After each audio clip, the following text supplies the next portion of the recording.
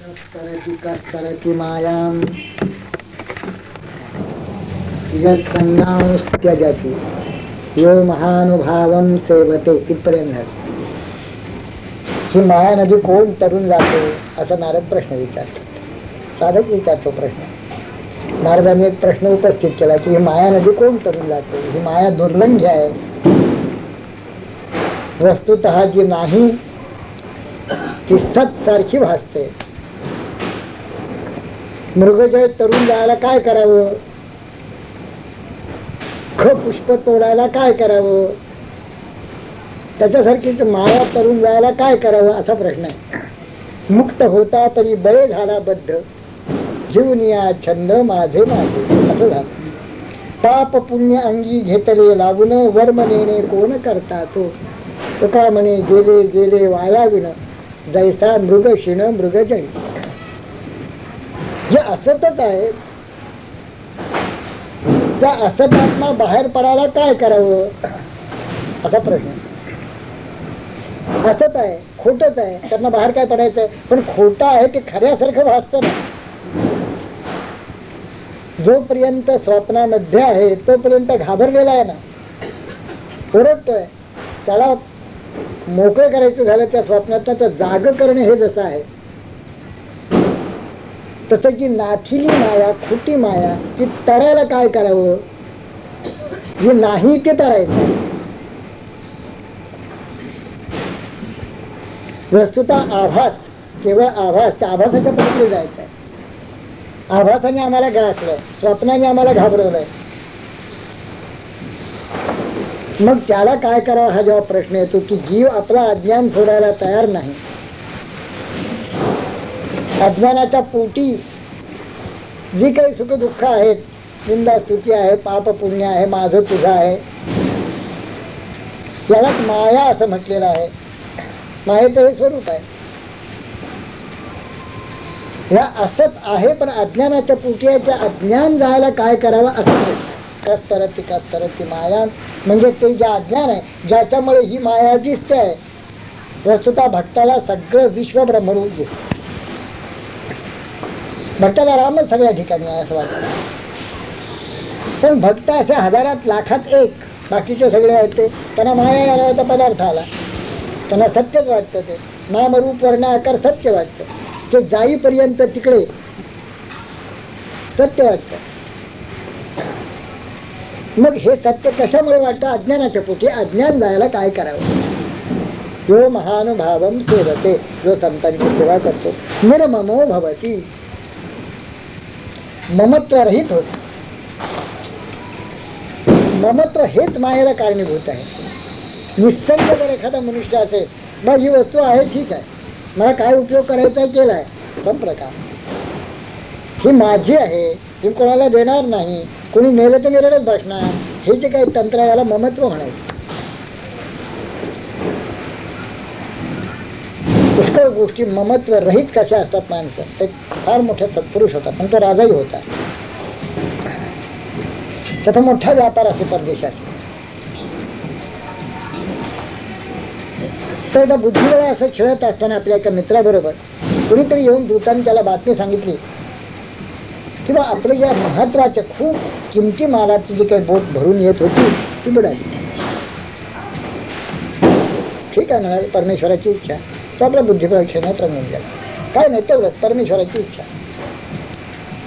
पण ती बातमी त्याला बरोबर कळली नव्हती. त्या दूताला काहीतरी गोंधळ झाला, तो दुसरीच बोट बुडाली होती आणि यांची ठीक होती. म्हणून अर्धा पाऊण तासांनी नीट बातमी आल्यानंतर तो पुन्हा आला.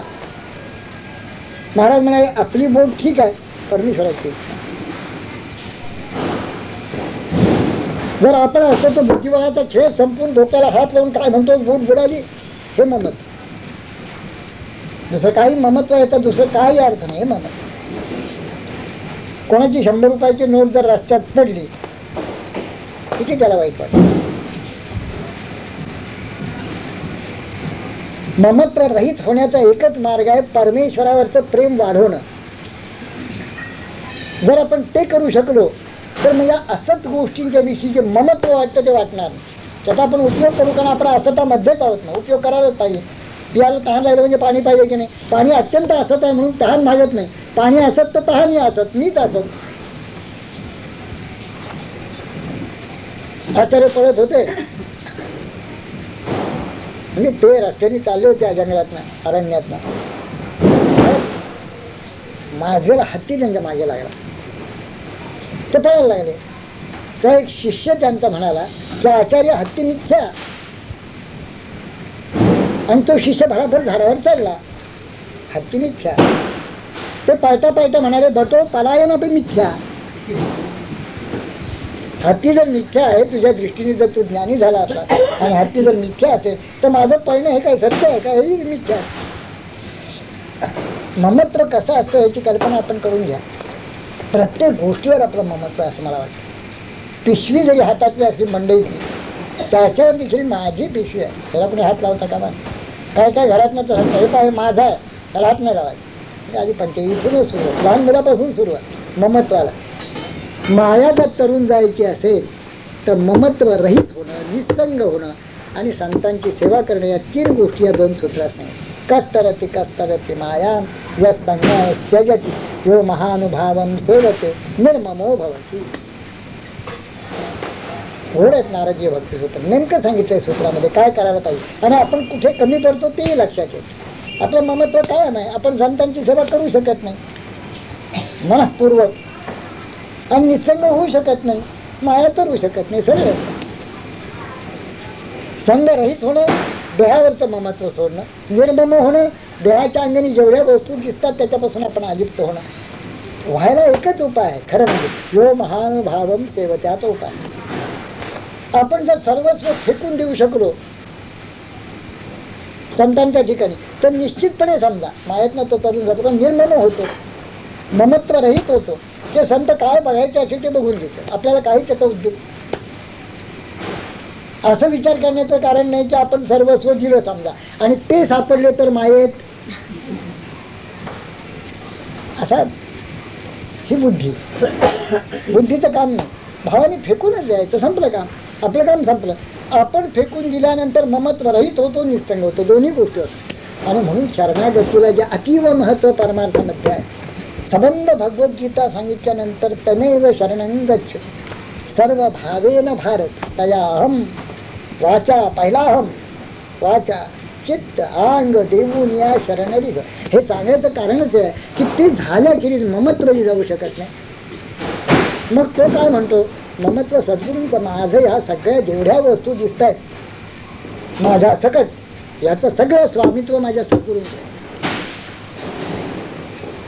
मला काही ठाऊक नाही, सद्गुरू बघतील, मला माहितीच नाही. पहा आपण मोठमोठे जे साधक होऊन गेले त्यांना गुरुकृपा लाभली आणि जे अंतरंग अधिकारी शिष्य झाले, असं कोणी बघा तुम्ही कुठल्याही संतांचे अंतरंग, त्यांचं जर काय एक महत्वाची बाब असेल तर त्या सद्गुरूंच्या ठिकाणी संपूर्ण क्षमा, एक कण देखील बाजूला नसेल, एक कण देखील. भाऊसाहेब महाराज केतकर होते, अरे आता आहे तो महाराजांच्या ठिकाणी आणि मेल्यावर तरी कुठे जायचंय, त्यांच्याकडेच जायचंय. म्हणजे देह पडला याचं काही महत्व नाही, तिथेच तर जायचंय ना, पडला काय राहायला काय, हे निर्मम होतो, निसंग होतो. ही जी सेवा आहे म्हणून महानुभावम सेवते हे मध्ये आलंय दोन्हीच्या. या संगांश्चजती निर्ममो भवती याच्यामध्ये यो महानुभावम सेवते असा. तेवढं झालं की बाकीचं सगळं होतं. आता या महानुभावांची सेवा जर खरी घडायची असेल, निर्मम व्हायचं असेल, निसंग व्हायचं असेल तर पुढल्या सूत्रात विविक्त स्थान सेवते असं म्हणतात. एकांतात जाऊन बसतो काही काळ. ओम तत्सत.